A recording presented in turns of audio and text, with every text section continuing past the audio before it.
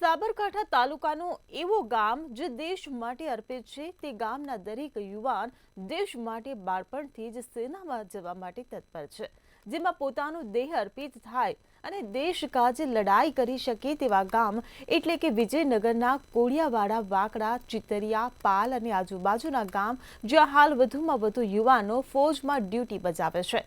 વિગતો માટે જુઓ આ અહેવાલ। રાષ્ટ્રીય તહેવાર 26મી જાન્યુઆરીમાં અમુક વાતો કેમેરાની ફ્લેશની જેમ ચમકીને જતી રહે છે।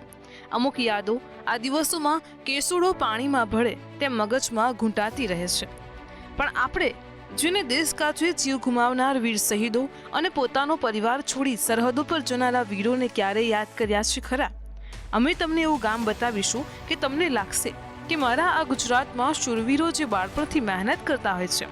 વિજયનગર જે ડુંગરોની ગિરિમાળામાં આવેલું કોડિયાવાડા અને આસપાસના ગામ, આ ગામ એવું છે કે જ્યાં એક જ હાઈસ્કૂલમાંથી ભણીને નીકળેલા બાળકો આજે દેશના રક્ષક માટે ફોજમાં જોડાયા છે। 1000થી વધારે આર્મીમાં ભરતી થયા છે। મારું નામ પટેલ વેદિકાબેન કમલેશભાઈ છે। હું ધોરણ 8માં અભ્યાસ કરું છું।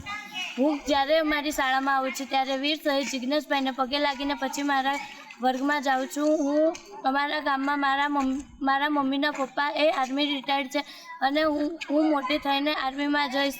આ ગામને જોઈને મારે પણ આર્મીમાં અગ્નિવીરમાં જઈને આર્મીમાં જવાનું નક્કી કર્યું છે અને હું દરરોજ કોડિયાવાડા આ શાળામાં આવીને અને આ જિગ્નેશભાઈને નમન કરું છું અને હું પણ દેશ માટે કંઈક કરી અને હું પોતે પટેલ વાઘજીભાઈ દીતાજી છે। હું ગામ કોડિયાવાનો રહેવાસી છું।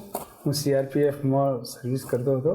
મારો પુત્ર પણ પટેલ જિગ્નેશ કુમાર સીઆરપીએફમાં સર્વિસ કરતો હતો, જે છત્તીસગઢમાં શહીદી વહોરી, અને મને ગર્વ છે કે શહીદ દેશ માટે બલિદાન આપ્યું છે।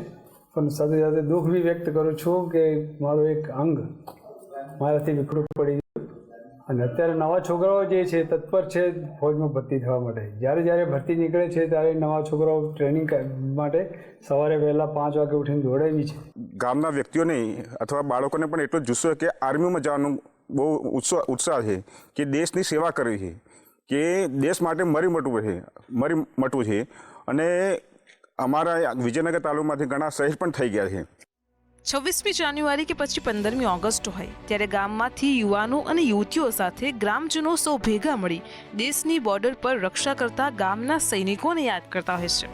મહત્વની બાબત તો એ છે કે અંતરિયાળ વિસ્તારમાં એક જ ગામમાંથી આટલી મોટી સંખ્યામાં દેશની રક્ષા કાજે બોર્ડર પર ફરજ બજાવતા યુવા યુવતીને યાદ કરીને ગર્વ અનુભવી રહ્યા છે। સાથે સાથે આજના યુવાનો અને યુવતીઓ અત્યારથી જ દેશની સેનામાં જોડાવા માટે મહેનત કરી રહ્યા છે। જલિયાવાલા બાગમાં હત્યાકાંડ થયો હતો તેવો જ હત્યાકાંડ વાત કરવામાં આવે સાબરકાંઠા જિલ્લાના વિજયનગરના પાલ દડવાવ ખાતે થયો હતો। રાજસ્થાનના મોતીલાલ તેજાવતના અધ્યક્ષસ્થાને સભા મળી હતી અને ત્યારબાદ આ સભાના અંદર અંગ્રેજો દ્વારા આદિવાસીઓ ઉપર એક જે હુમલો કરવામાં આવ્યો હતો, તેમાં કેટલાય આદિવાસીઓ ઉપર જે ગોળીઓ મારવામાં આવી હતી અને ત્યારબાદ ઘાયલ કરવામાં આવ્યા હતા। 1200 જેટલા આદિવાસીઓ શહીદ પણ થયા હતા અને આ જે જગ્યા છે જે 1200 જેટલા આદિવાસીઓ શહીદ થયા હતા તેમને બહારથી આજે પણ અહીંયા નમન કરવા માટે આવે છે અને યાદ કરી અને શ્રદ્ધાંજલિ પાઠવે છે। લલિત ડામોર સાથે મંતવ્ય ન્યૂઝ, વિજયનગર, સાબરકાંઠા।